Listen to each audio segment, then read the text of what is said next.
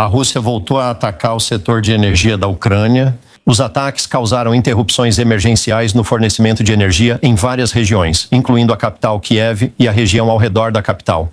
Cidades ucranianas estão sendo alvo de novos ataques com mísseis nesta manhã, enquanto Moscou celebra o Dia da Vitória, o feriado mais importante da Rússia.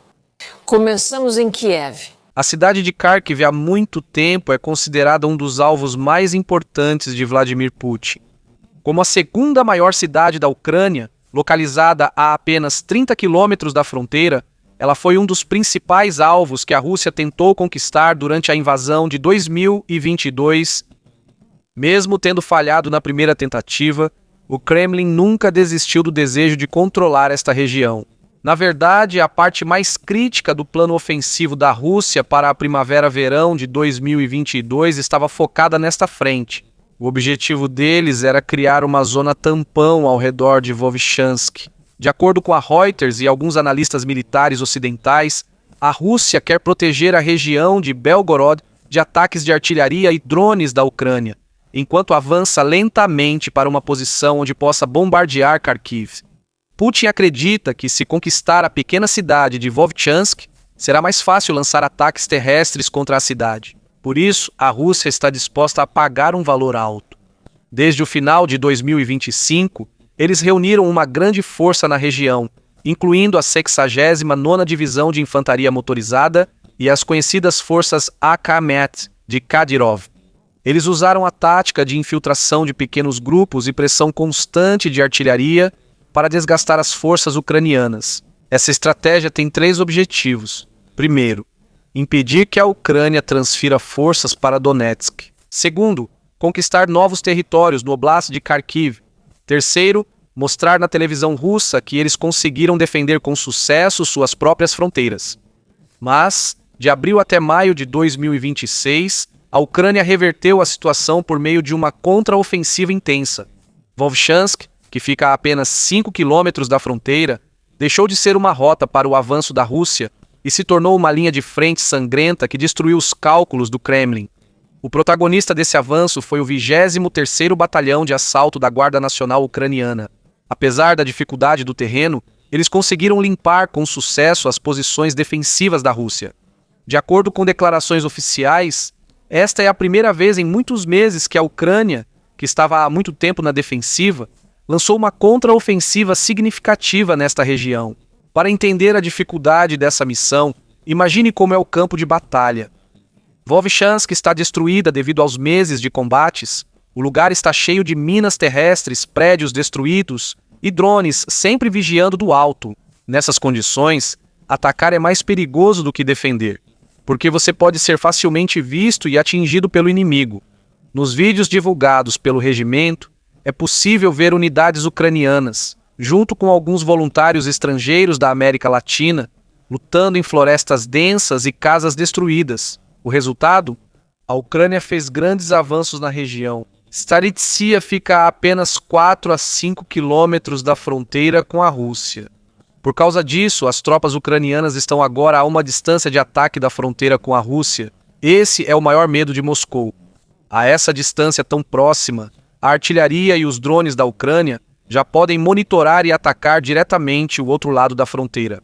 A zona de amortecimento que Putin sonhava parece ter se tornado uma grande armadilha para o seu próprio exército. Assim, ao limpar uma área dessas, a Ucrânia não só conquista território, eles reduzem os esconderijos das forças russas, enfraquecem suas defesas e os forçam a recuar para posições mais difíceis de manter.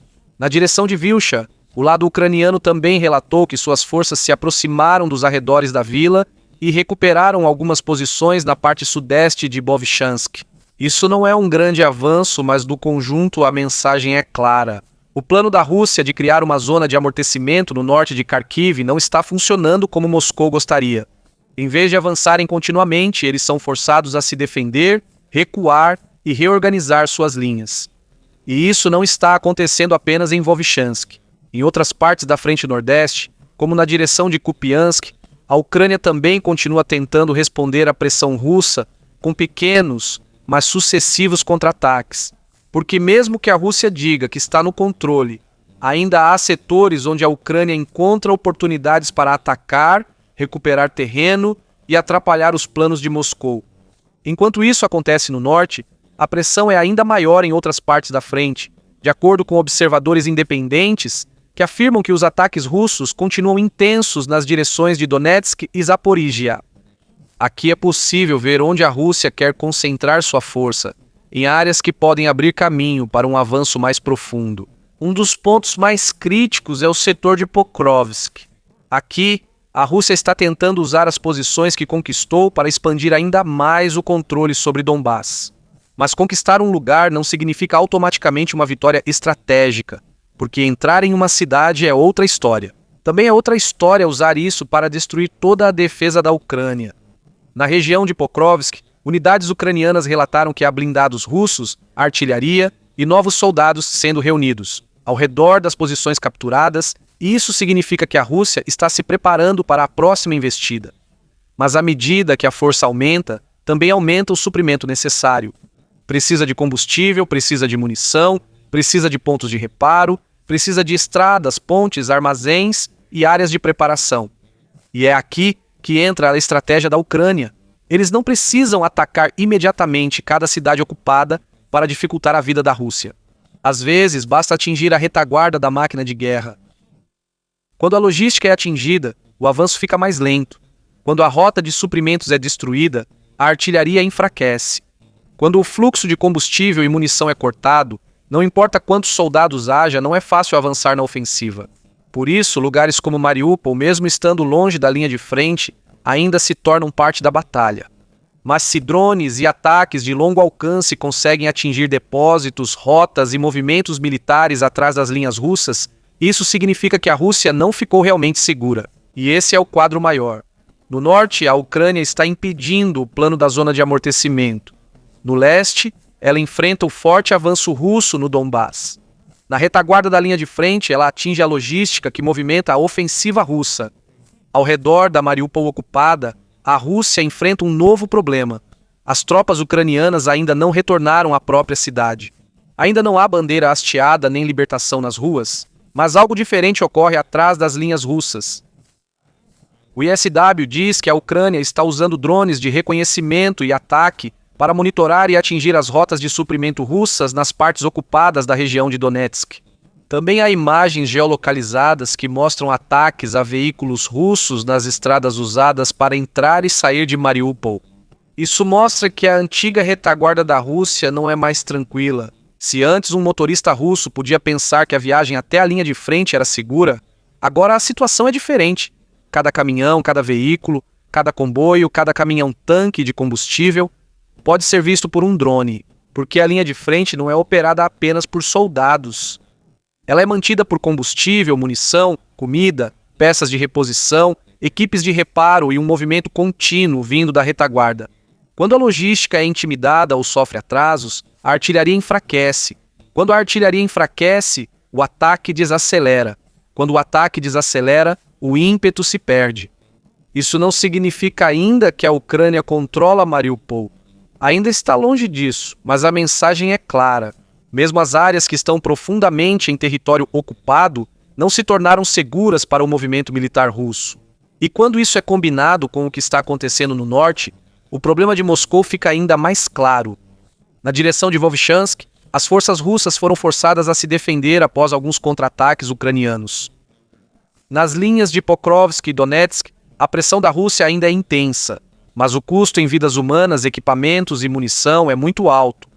No sul, drones complicam as rotas de suprimento atrás da linha de frente, mostrando que a Rússia enfrenta desafios em vários locais. No norte, estão impedindo o plano da zona tampão. No centro, cada quilômetro de avanço custa caro. Atrás da linha, a logística está sendo atingida. Por isso, mesmo que haja áreas que a Rússia continua tentando conquistar, a narrativa de avanço contínuo já não é tão simples. Há progresso, sim, mas tem um preço. E quanto mais o tempo passa, mais alto fica o preço de cada movimento. Para a Ucrânia, o objetivo agora nem sempre é um grande rompimento. Às vezes, o mais importante é desacelerar o inimigo, atrapalhar o suprimento e forçá-los a espalhar suas forças em várias direções. É aqui que a guerra com drones se torna importante.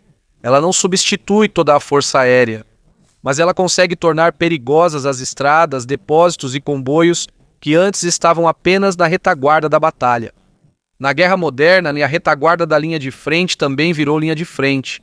E essa é a maior mudança para a Rússia. Porque se os caminhões na rota de Mariupol precisam desviar de drones, se as posições perto da fronteira precisam se preparar para contra-ataques, e se cada avanço no Donbas exige um grande sacrifício, isso significa uma coisa: a máquina de guerra russa ainda está funcionando, mas já não funciona sem obstáculos. E em uma guerra baseada em posições, suprimentos e tempo, às vezes basta um atraso, um comboio destruído ou uma faixa de mata retomada para mudar o rumo da próxima batalha. Enquanto isso acontece nas linhas de frente, os métodos usados pela Ucrânia estão moldando o futuro da guerra. Na operação em Vovchansk, o 23º Regimento de Assalto combinou táticas clássicas de infantaria com o uso de sistemas não tripulados. Drones de reconhecimento mapeiam cada trincheira e bunker.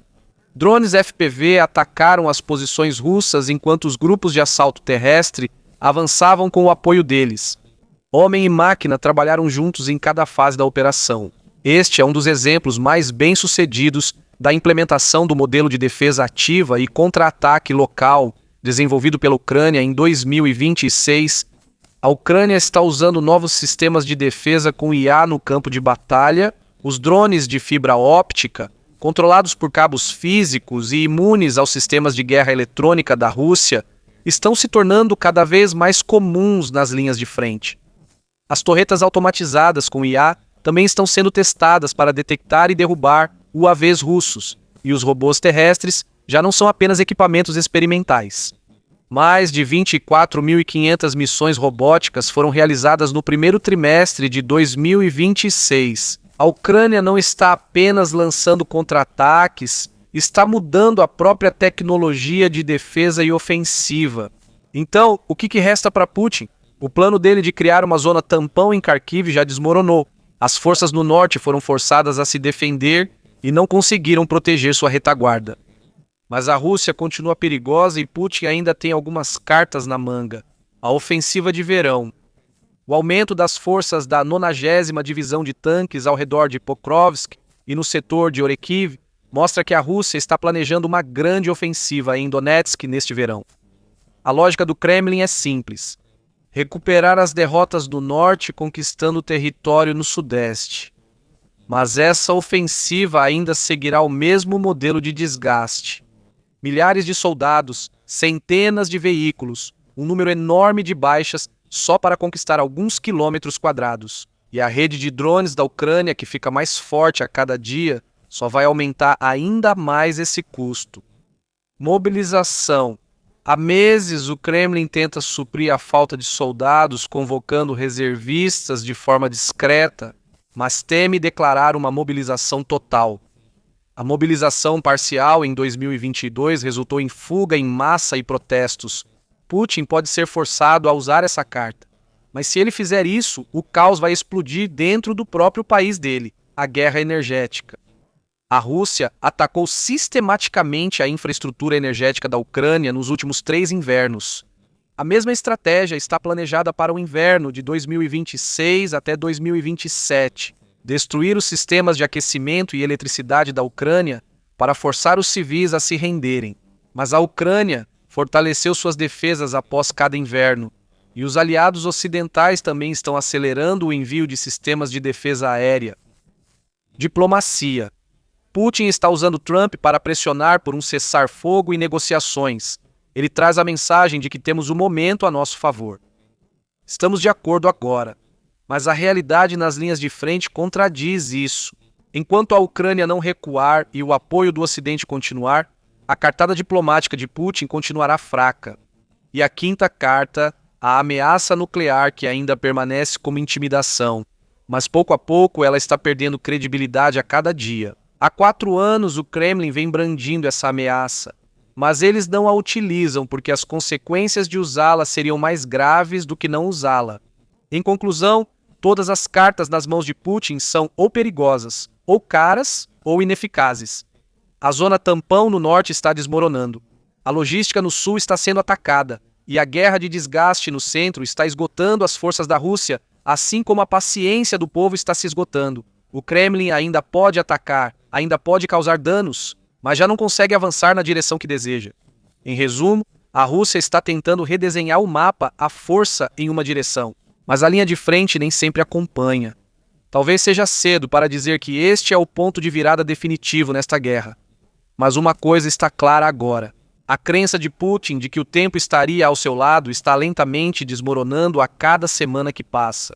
Para Putin, Bobchansk não é apenas uma vila comum, é a porta de entrada para Kharkiv, uma zona tampão em sua mente e uma questão de honra. Essa porta agora está fechada, não para a Ucrânia, mas para o próprio Putin. Então, qual é a sua opinião sobre isso?